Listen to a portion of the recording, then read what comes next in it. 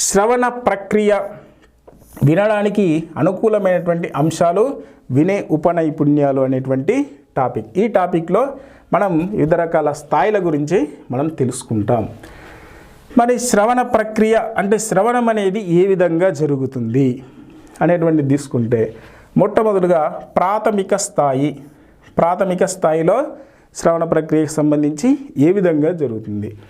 సామాన్యమైనటువంటి గీతాలను పాటలను విద్యార్థుల అవగాహనతో వినడం ప్రాథమిక స్థాయి అంటే మనకు ఎగ్జాంపుల్గా 1 to 5th వరకు మనం చెప్పుకోవచ్చు. ఈ 1 to 5th క్లాస్ ఉన్నటువంటి పిల్లలందరూ కూడా ఉన్నటువంటి పాటలు గీతాలు ఏవైతే పుస్తకంలో ఉంటాయో అవి విద్యార్థులు అవగాహనతో వినేటట్టు మనం చేయాలి. ఉదాహరణకు మనకు ప్రాథమిక స్థాయిలో బతుకమ్మ కావచ్చు, మన జెండాకు సంబంధించి కావచ్చు, తెలంగాణ వైభవానికి సంబంధించి కావచ్చు పాఠ్యాంశాలు ఉన్నాయి. ఆ పాఠ్యాంశాలను విద్యార్థులు చక్కగా అవగాహనతో వినేటట్టు చేయడం, ఇది ప్రాథమిక స్థాయిలో ఉన్నటువంటి శ్రవణ ప్రక్రియకు సంబంధించి. ఇక తర్వాత పరిచిత సన్నివేశాలతో సంవాదాలు విద్యార్థులు అవగాహనతో వినడం. ఇక్కడ 2 అంశాలు మనం తెలుసుకోవాలి. పరచిత, ఇంకొకటి అపరిచిత అనేటువంటి అంశం. పరిచిత అంటే మనకు తెలిసింది, ఇది తెలిసింది అని అర్థం, తెలిసినటువంటి అంశాలు. ఇవి తెలియని అంశాలు. మరి తెలియని అంశాలు, తెలిసిన అంశాల సన్నివేశంలో సంవాదాలు విద్యార్థులు అవగాహనతో వినడం. అంటే విద్యార్థి తెలిసినటువంటి విషయాలు వింటాడు, తెలియనటువంటి విషయాలు కూడా వింటాడు. అవి ఏ విధంగా వింటాడు? వివిధ రకాల సన్నివేశాలు, సంభాషణలు, సంవాదాలతో వాటిని విద్యార్థులు అవగాహనతో వింటారు. ఎప్పుడు? ప్రాథమిక స్థాయిలో. అంటే విద్యార్థికి అన్ని అంశాలు తెలుసా? విద్యార్థి పాఠశాలకు రాకముందు, ప్రాథమిక దశలో పాఠశాలకు రాకముందు తన చుట్టూ ఉన్నటువంటి సమాజంలో చిన్నపిల్లలు కానీ పెద్దవాళ్ళు కానీ మాట్లాడే విషయాలు వింటాడు. కానీ పాఠశాలకు వచ్చిన తర్వాత తెలిసినటువంటి వ్యక్తులు, తెలియనటువంటి వ్యక్తులు, వారికి సంబంధించినటువంటి విషయాలు, సంభాషణలు ఇక్కడ ఏ విధంగా వింటాడు? అవగాహనతో వినడం జరుగుతుంది. ఉదాహరణకు బతుకమ్మ అనేటువంటి పాఠం ఉంది. ఈ బతుకమ్మకు సంబంధించి విద్యార్థికి తెలుసు. ఎందుకు? బతుకమ్మ అనేటువంటి విషయం దసరా పండుగ ముందు మనకు ఏ విధంగా వస్తుంది, ఎలా చేస్తారనేటువంటి విషయం తెలుసు. అది తెలిసినటువంటి విషయం అని చెప్పచ్చు. కానీ కొన్ని విషయాలు పండాలకు సంబంధించి కానీ ఇంకా వేరే విషయాలు కానీ ఆ విద్యార్థికి తెలియవు. దాన్ని అపరిచిత సన్నివేశాలకు సంబంధించి అని చెప్పుకోవచ్చు. అలాంటి సన్నివేశాలకు సంబంధించి విద్యార్థి అవగాహనతో వినడం జరుగుతుంది. ఇంకా పొడుపు కథలను విని అర్థం చేసుకోగలగడం. పొడుపు కథలు విద్యార్థులకు పొడుపు కథలని ప్రాథమిక దశలో ఖచ్చితంగా పొడుపు కథలను విప్పరావాలి, పొడుపు కథలను వేయగలగాలి. మనకు మామూలుగా తోకలేని పిట్ట 90 ఆమడలు వెళ్తుంది, తోకలేని పిట్ట 90 ఆమడల దూరం వెళ్తుంది అనేటువంటిది ఒక పొడుపు కథ. తోకలేని పిట్ట ఏంటి, 90 ఆమడల దూరం ఏంటి అనేటువంటి విషయం తెలిస్తే దాన్ని విప్పడానికి వస్తుంది. అంటే అక్కడ విషయ అవగాహన అనేది ఎక్కువగా ఉంటుంది. కాబట్టి ఇలాంటి పొడుపు కథలను విని అర్థం చేసుకుంటాడు విద్యార్థి, చేసుకొని దానికి రెస్పాండ్ కావడం జరుగుతుంది. ఇక తర్వాత కృత్యాన్ని నిర్వహించేటప్పుడు వరుసగా ఇచ్చిన మౌఖిక సూచనలను అవగాహన చేసుకోవడం. విద్యార్థికి సంబంధించి ప్రాథమిక స్థాయిలో ఏదైనా ఒక పని చేసేటప్పుడు వరుసగా ఇచ్చినటువంటి మౌఖిక సూచనలు, రాతపూర్వకం కాదు, మౌఖిక సూచనలు ఏవైతే ఇస్తారో, మీరందరూ ముందు ఈ పని చేయండి, తర్వాత ఈ పని చేయండి, తర్వాత ఈ పని చేయండి, ఇలాగా ఒక 3-4 ఆదేశాలు మౌఖికంగా అంటే మాటల ద్వారా ఇచ్చామనుకోండి, ఆ మాటల ద్వారా ఇచ్చినటువంటి సూచనలు అవగాహన చేసుకోవడం జరుగుతుంది. అలా చేసుకోవాలి. ఇది మనకు ప్రాథమిక స్థాయికి సంబంధించి. ఇంకొక అంశం కథలకు సంబంధించి కావచ్చు, శిశు అభినయ గేయాలు, నీతి కథ, హాస్యకథ మొదలైనవి, ఇవన్నీ కూడా విద్యార్థులకు వచ్చి ఉండాలి. ప్రాథమిక దశ పూర్తయ్యేసరికి విద్యార్థులు కథలు సరిగ్గా వినగలగాలి, విన్నది అర్థం చేసుకోగలగాలి, అవగాహనతో ఏమైనా ప్రశ్నలు వేస్తే మళ్ళీ చెప్పగలగాలి. ఇంకా శిశు గేయాలు, అభినయ గేయాలు, నీతి కథలు, హాస్య కథలు ఇవన్నీ మొదలగునవన్నీ కూడా ప్రాథమిక స్థాయి పూర్తయ్యేలోపు విద్యార్థులన్నీ అందరూ కూడా సరిగ్గా వినగలగాలి. ఇక ప్రాథమికోన్నత దశ, దీన్ని మనం యూపీఎస్ లెవెల్ అనుకోవచ్చు, మాధ్యమిక దశ కూడా అని అనుకోవచ్చు. ఈ ప్రాథమికోన్నత దశలో కనుక మనం చూసుకుంటే పద్య గేయ పఠనాన్ని అవగాహనతో వినడం. మరి పద్య గేయ పఠనాన్ని అవగాహనతో వినడం, ఈ పద్య గేయ పఠనానికి సంబంధించి తీసుకుంటే మనకు మామూలుగా ఇంతకుముందు పద్య భాగము గద్య భాగం అనేది కాకుండా విషయాలన్నీ ఏం చేసేవారు, ఇప్పుడు ప్రస్తుతం అన్నీ కూడా కంబైన్డ్గా ఇవ్వడం జరుగుతుంది. ఈ విధంగా పద్య భాగం గద్య భాగం కంబైన్డ్గా ఇవ్వడం ద్వారా అది పద్యం అంటే ఏంటి, వచన భాగం అంటే ఏంటి, గేయం అంటే ఏంటి, కవిత అంటే ఏంటి అనేటువంటి విషయాలు ఇక్కడ విద్యార్థి అవగాహనతో వింటాడు. ఎందుకు ఇక్కడ స్థాయి పెరిగింది, ప్రాథమికోన్నత దశకు వచ్చారు, ప్రాథమిక దశ పూర్తయి ప్రాథమికోన్నత దశకు వచ్చి ఇక్కడ అన్నీ కూడా అవగాహనతో వినడం జరిగింది. ఇంకా పాఠశాలలో జరిగే వక్తృత్వాలను అవగాహనతో వినడం. వక్తృత్వం అంటే ఏదైనా విషయానికి సంబంధించి మనము స్పీచ్ కాంపిటీషన్ అని చెప్పుకుంటాం కదా. ఉదాహరణకు 26 జనవరి కావచ్చు, ఆగస్టు 15 కావచ్చు, సెప్టెంబర్ 5 కావచ్చు, లేకపోతే ఏదైనా ప్రత్యేకమైనటువంటి దినోత్సవాలకు సంబంధించి కాంపిటీషన్స్ పెట్టడం, అందరూ స్టేజ్ పైకి వెళ్ళి ఆ విషయానికి సంబంధించి మాట్లాడుతుండడం. అలా మాట్లాడుతుండేటువంటి వక్తృత్వాలను విద్యార్థి అవగాహనతో వింటాడు, పాఠశాలలో జరిగేటువంటి వక్తృత్వాలను. కాబట్టి ఈ విధంగా అర్థం చేసుకోవడం జరుగుతుంది. ఇంకా సంతోషం, ఆశ్చర్యం, దుఃఖం, కోపంతో కూడినటువంటి సంభాషణలను అవగాహనతో వినడం. అంటే విద్యార్థికి సంతోషం అంటే ఏంది, ఆశ్చర్యం అంటే ఏంది, దుఃఖం అంటే ఏంది, కోపం అంటే ఏంది, ఈ అంశాలకు సంబంధించినటువంటి భావనలు విద్యార్థికి తెలుస్తాయి. తెలుసుకొని అది అవగాహనతో వినడం జరుగుతుంది. ఒక వ్యక్తి ఒక విషయాన్ని చెప్తే ఆ విషయము దీంట్లో ఏ విషయానికి సంబంధించిందనేది వాడు తెలుసుకుంటాడు. కోపంతో చెప్పాడా, దుఃఖంతో చెప్పాడా, బాధతో చెప్పాడా, ఏ విధంగా చెప్పాడా అనేటువంటి విషయం విద్యార్థికి అర్థమవుతుంది. ఇంకా ప్రసిద్ధ వ్యక్తుల జీవిత చరిత్రలను అవగాహనతో వినడం. ఇంకా వ్యక్తులకు సంబంధించినటువంటి జీవిత చరిత్రలు ఏవైతే ఉన్నాయో, మనకు అబ్దుల్ కలాం కావచ్చు, చాకలి ఐలమ్మ కావచ్చు, ఇంకా రుద్రమదేవి కావచ్చు, వారికి సంబంధించినటువంటి జీవిత చరిత్రలు ఉంటాయి. ఆ జీవిత చరిత్రలను అవగాహనతో వినడం. మరి జీవిత చరిత్రలు, ఆత్మకథలు అంటే, ఆత్మకథ అంటే ఒక వ్యక్తి తనకు తాను రాసుకునే వాటిని ఆత్మకథ అని చెప్పచ్చు. జీవిత చరిత్ర అంటే ఒకరి గురించి ఇంకొకరు రాస్తే దాన్ని జీవిత చరిత్ర అని చెప్పచ్చు. ఉదాహరణకు రుద్రమదేవికి సంబంధించి మనం తెలుసుకుంటే రుద్రమదేవి జీవితాన్ని ఆమె రాసుకోలేదు. మరి రుద్రమదేవి జీవితం ఏ విధంగా ఉంది, అక్కడ ఉన్నటువంటి వాళ్ళు పరిశోధకులు పరిశీలించి రాసినటువంటి విషయం. ఆ విధంగా జీవిత చరిత్రలను ఏం చేస్తాడు విద్యార్థి, అవగాహనతో వింటాడు. రుద్రమదేవి ఎలాంటిది, చాకలి ఐలమ్మ పాత్ర ఎట్టిది, ఇలాంటి వ్యక్తులకు సంబంధించినటువంటి విషయాలు శ్రద్ధగా అవగాహన చేసుకోవడం జరుగుతుంది. ఇక దేశభక్తి గీతాలు, పురాణ కథలను, చిన్న ప్రసంగాలను వినిపించడం జరుగుతుంది. మరి దేశభక్తి గీతాలు, దేశం అంటే మట్టి కాదోయ్, దేశం అంటే మనుషులోయ్ అనేటువంటి దేశభక్తి గీతం కావచ్చు, జయ జయ ప్రియ భారత జనయిత్రి దివ్యదాత్రి అనేటువంటి గీతం కావచ్చు, ఇవన్నీ కూడా దేశభక్తి గీతాలకు సంబంధించినటువంటి అవి శ్రద్ధగా వింటాడు. ఇంకా పురాణ కథలకు సంబంధించి తీసుకుంటే ఇతిహాసాలకు సంబంధించి రామాయణం కావచ్చు, భారతం కావచ్చు, వీటిని మనం ఇతిహాసాలు అని చెప్పడం జరుగుతుంది. రామాయణ మహాభారతాలను ఇతిహాసం అని అంటాం. పురాణాలు ఎన్ని మనకు 18 పురాణాలు. ఈ 18 పురాణాలకు సంబంధించి ఉన్నటువంటి చిన్న చిన్న విషయాలను కూడా విద్యార్థులు తెలుసుకుంటారు. ఇవి ఇతిహాసాలు 18 పురాణాలు.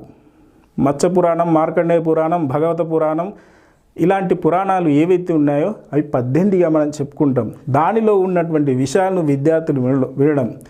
ఉదాహరణకు ఇతిహాసంలో భాగంగా ప్రాథమిక దశలో, ఉన్నత ప్రాథమిక దశలో మనకు పాండవుల గురించి కానీ, నన్నయ్య రాసినటువంటి మహాభారతానికి సంబంధించినటువంటి విషయాలు మనకు ఉన్నవి. అదే 10వ తరగతిలో కనుక తీసుకుంటే 10వ తరగతిలో రామాయణానికి సంబంధించి మనకు ఉపవాచకంలో ఉంది. ఇలాంటి విషయాలన్నీ కూడా వినగలుగుతాడు విద్యార్థి.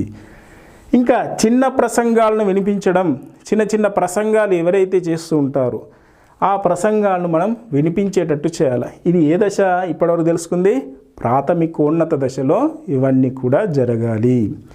ఇక తర్వాత ఉన్నత దశ విద్యార్థులకు సంబంధించి తీసుకుంటే, ఈ ఉన్నత దశలో ప్రసిద్ధ గ్రంథాలలోని పద్యాలను అవగాహనతో వినడం. ప్రసిద్ధ గ్రంథాలు రామాయణ, మహాభారత, భాగవతాదిలో ఉన్నటువంటి గ్రంథాలలో ఉన్నటువంటి పద్యాలు ఏవైతే ఉంటాయో ఆ పద్యాలను అవగాహనతో వినడం.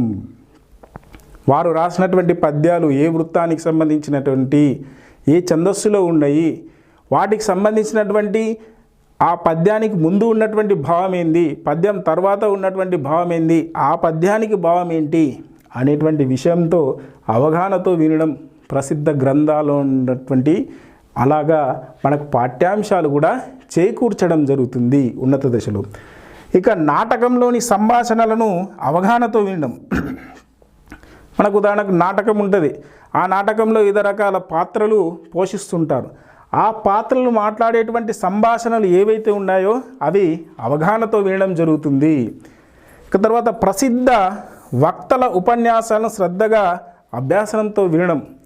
మరి ఇక్కడ వక్తలు ఎవరైతే ఉన్నారో అంటే స్పీచ్ ఇచ్చేటువంటి వారు వక్తలు, ఒక అంశానికి సంబంధించి క్షుణ్ణంగా విషయ పరిశీలన చేసి చెప్పేటువంటి వారిని వక్తలని చెప్పచ్చు.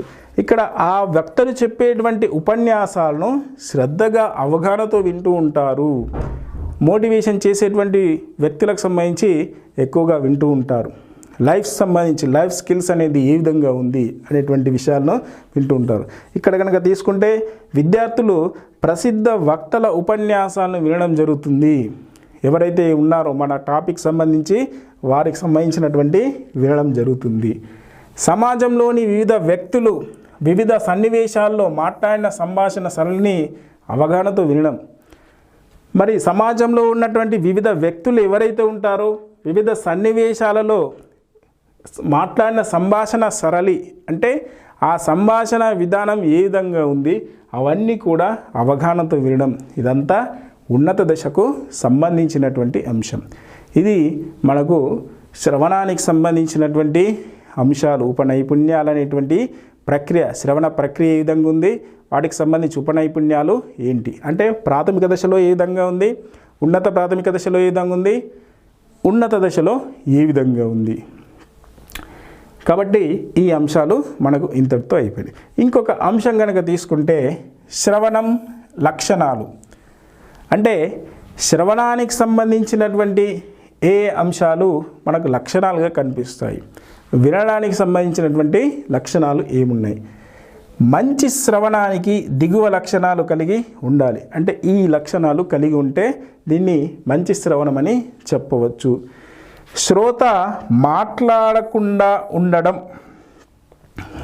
శ్రోత అంటే ఎవరని చెప్పుకుంటాం? వినేటువంటి వారిని మనం శ్రోత అని చెప్పుకోవచ్చు. తరగతి గదిలోకి ఉపాధ్యాయుడు వెళ్ళి పాఠం చెప్పేటప్పుడు విద్యార్థులు మాట్లాడుతున్నారు అనుకో, అప్పుడు చెప్పేటువంటి ఉపాధ్యాయుడికి కష్టంగా ఉంటుంది, కోపంగా కూడా ఉంటుంది. కాబట్టి ఇక్కడ శ్రోత అనేటువంటి వాడు ఏ విధంగా ఉండాలా? మాట్లాడకుండా ఉండాలా. మాట్లాడకుండా ఉన్నప్పుడే అక్కడ ఉన్నటువంటి వ్యక్తి లేదా ఉపాధ్యాయుడు విషయాన్ని తెలియజేస్తాడు. కాబట్టి ఇక్కడ శ్రోత మాట్లాడకుండా ఉండడం అనేది చాలా ముఖ్యమైనది. ఎదుటి వ్యక్తి మాట్లాడుతున్నప్పుడు వినే వ్యక్తి మాట్లాడడం ఆపేయాలి. ఎదుటివారు చెప్పేది జాగ్రత్తగా వినాలి.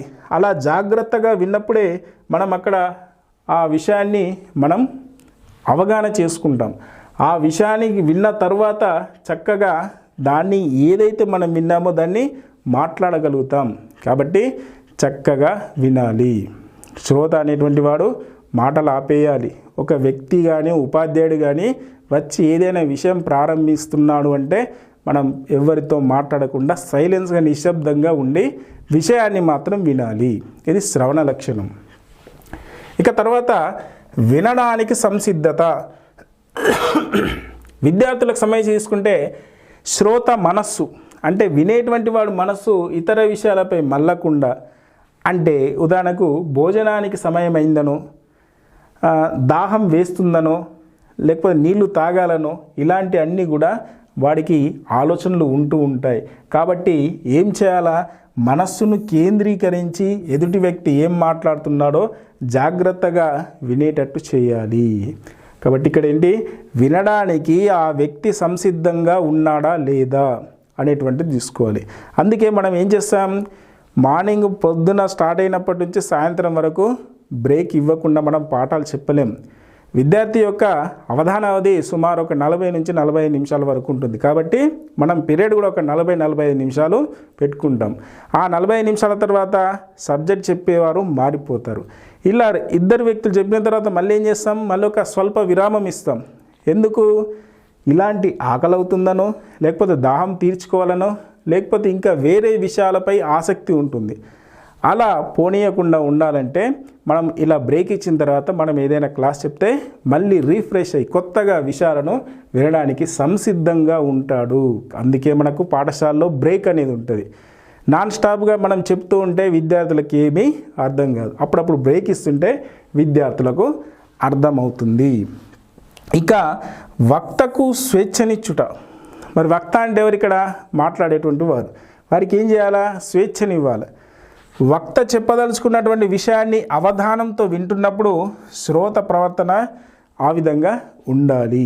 మరి వక్తకు సంబంధించి తీసుకుంటే కనుక వక్తకు స్వేచ్ఛ ఉంటుందా, స్వేచ్ఛ ఉంటుంది. ఎప్పుడు, విద్యార్థులందరూ కానీ ఇంకా వ్యక్తులు కానీ అందరు శ్రద్ధగా విన్నప్పుడు ఆ విషయం గురించి డెప్త్గా లోతుగా విషయాన్ని చెప్పడం జరుగుతుంది. ఆ విధంగా ఆ వ్యక్తికి ఉంటుంది.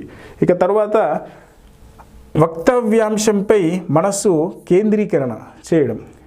వక్త మాట్లాడుతున్నప్పుడు కిటికీ వైపు కానీ మరోవైపు కానీ దృష్టి సారించకుండా ఉండాలి. తర్వాత ఎవరికో సైగలు చేయడం లాంటివి చేయకుండా వక్త చెప్పే విషయంపైనే మనసు కేంద్రీకరించేటట్టు చేయాలి. అంటే వక్తకు సంబంధించి ఆ వక్త మాట్లాడే అంశంపై మనసు కేంద్రీకరణ చేయాలి. అంటే మనం ఒక ఉపాధ్యాయుడిగా మనం చెప్తున్నప్పుడు కిటికీ నుంచి బయటకు చూడడం, పక్కవాడిని డిస్టర్బ్ చేయడం, పెన్నులతోనో కాపీలతోనో కొట్టడం కాకుండా మనం క్లాస్ రూమ్లోకి వెళ్తే ఈ వాతావరణాన్ని రద్దు చేయాలి. మనం వినడానికి విద్యార్థులను సంసిద్ధత చేయాలి. మనస్సు కేంద్రీకరించేటట్టు చేయాలి విషయం వైపు. కాబట్టి ఇవి ఉత్తమ శ్రవణ లక్షణాలని మనం చెప్పచ్చు. ఇంకా భావ వ్యక్తీకరణ తీవ్రత అనేటువంటి అంశం కూడా ఉంది. వక్త చెప్పే విషయాన్ని ఎట్లా చెప్తున్నాడో గమనించాలి. వక్త ఎవరైతే ఒక విషయాన్ని చెప్తున్నాడో ఆ విషయానికి సంబంధించి ఏముంది, ఆ వక్త విషయాన్ని చెప్పేటప్పుడు ఎక్కడ ఆగుతున్నాడు, ఎక్కడ నొక్కి పలుకుతున్నాడు, దేనికి ప్రాధాన్యం ఇస్తున్నాడు అనేటువంటి విషయాలన్నీ కూడా మనం తెలుసుకోవాలి. అంటే ఇక్కడ భావ వ్యక్తీకరణ ఏ విధంగా ఉంది, ఎప్పుడెప్పుడు సమయం ఇస్తున్నాడు, ఎప్పుడెప్పుడు ఆగుతున్నాడు, ఏ విషయం గురించి ఎక్కువ వివరణిస్తున్నాడు, ఏ విషయం కోసం టీఎల్ఎం ఉపయోగిస్తున్నాడు, చార్టులను ఉపయోగిస్తున్నాడు, లేదా గ్రాఫికల్ రిప్రజెంటేషన్ ఉపయోగిస్తున్నాడు, ప్రొజెక్టర్లను ఉపయోగిస్తున్నాడు అనేటువంటి విషయాన్ని మనం తెలుసుకోవాలి. ఒక అంశానికి తగ్గట్టుగా వేరే వేరే ఉదాహరణలు ఇచ్చాడు, ఆ ఉదాహరణకు సంబంధించినటువంటి భావం ఏంటి అనేటువంటి విషయాన్ని భావ వ్యక్తీకరణ తీవ్రత ఏ విధంగా ఉందో మనం పరిగణించాలి. ఇంకా తర్వాత సహనం. వక్త చెబుతున్న విషయాన్ని ఓపికతో వినాలి. మరి చెప్పడం ఎంతైనా చెప్పచ్చు, కానీ ఇక్కడ వినేవాళ్ళు ఎవరు, విద్యార్థి. కాబట్టి విద్యార్థి ఏ విధంగా ఉండాలా, ఓపికగా ఉండాలా, సహనంతో ఉండాలి. చెప్పేదంతా వినాలంటే విద్యార్థికి ఎంత మేరకు ఎంత సమయం చెప్పాలో అంత మేరకే చెప్పాలి. ఇక్కడ అన్ని ప్రదర్శించకుండా వక్త చెప్పే విషయంలో ఎక్కడెక్కడ తీవ్రత ప్రదర్శిస్తూ మాట్లాడుతున్నాడో గమనిస్తూ ఓపికగా వినాలి. ఎవరి లక్షణం ఇది, విద్యార్థికి సంబంధించి లక్షణం. విద్యార్థికి ఏముండాలా, సహనం ఉండాలి. చెప్పేవాడికి సహనం ఉండాలి, వినేవాడికి కూడా సహనం ఉండాలి. విద్యార్థులు అల్లరి చేస్తే ఆ అల్లరి చేసేటువంటి వారిని ఏ విధంగా సరిచేసి ఇక్కడ పాఠ్యాంశం చెప్పాలి అనేటువంటి విషయం పైన కూడా అవగాహన ఉండాలి. ఇంకా వక్త కంఠధ్వని. వక్త మాట్లాడుతున్నప్పుడు ఎక్కడెక్కడ కంఠధ్వనిని హెచ్చిస్తూ తగ్గిస్తూ మాట్లాడుతున్నాడో గమనిస్తూ వినాలి. దీన్ని బట్టి విషయంపై అవగాహన కలగడానికి అవకాశం ఉంటుంది. అంటే ఇక్కడ స్వర స్థాయిని, ఈ స్వరాన్ని ఎక్కడ హెచ్చిస్తున్నాడు, ఎక్కడ తగ్గిస్తూ మాట్లాడుతున్నాడో అనేటువంటి విషయాలు విద్యార్థికి తెలియాలి. ఆ విధంగా ఆ కంఠధ్వనికి సంబంధించినటువంటి విషయం తెలుసుకోవాలి. అలా తెలుసుకుంటే నీవు శ్రద్ధగా వినగలుగుతావు. అలా వింటే ఈ విధంగానే ఎక్కడ హెచ్చిస్తూ ఎక్కడ తగ్గిస్తూ మాట్లాడాలో నీకు విషయం తెలుస్తుంది. కాబట్టి విషయాన్ని చక్కగా వినాలి. ఇంకా నిష్పక్షపాతం వక్త చెప్పే విషయాన్ని అతను చెప్పే శైలిని అతను చెప్పేటువంటి మాటలను గమనిస్తూ అతను చెప్పే విధానాన్ని పట్టించుకోకుండా నిష్పక్షపాతంగా వినాలి. అంటే ఎలాంటి పక్షపాత ధోరణి లేకుండా వినాలి. ఇవి ఉత్తమ శ్రవణ లక్షణాలు అని మనం చెప్పుకోవచ్చు. ఇంకా తర్వాత వక్త హావభావాలు గమనించుట. వక్తకు సంబంధించి హావభావాలు ఏవైతే ఉన్నాయో ఆ హావభావాలు ఏ విధంగా ఉన్నాయి, మాట్లాడుతున్న మాటలే కాకుండా అతని ముఖ కవలికలు ఏ విధంగా ఉన్నాయి, కళ్ళల్లో కనిపించే భావన సైతం గమనించాలి.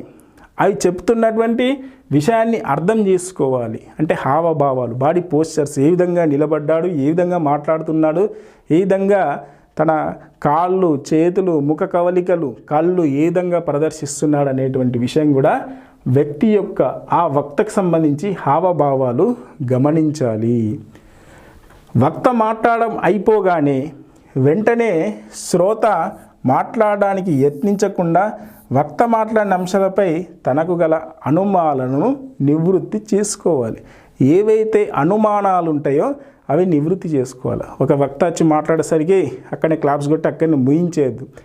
తర్వాత ఏం చేయాలి, శ్రోత మాట్లాడడానికి ప్రయత్నించకుండా ఆ వక్త మాట్లాడిన అంశాలపై తనకున్నటువంటి ఏమైనా డౌట్స్ ఉంటే క్లారిఫై చేసుకోవాలి. అప్పుడే వక్త మాట్లాడిన అంశంలోని భావాలను సమగ్రంగా తెలుసుకోవడానికి మనకు అవకాశం ఉంటుంది. ఇది మనకు ఈ హావభావాలకు సంబంధించినటువంటి అంశం.